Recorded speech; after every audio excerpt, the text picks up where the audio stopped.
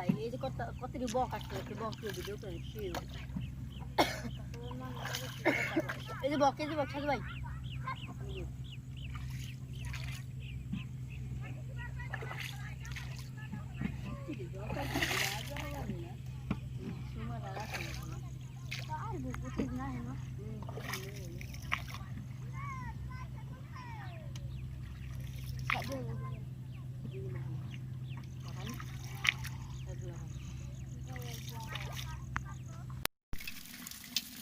নিচে ওজন পাত আর উপরে ওজন পাত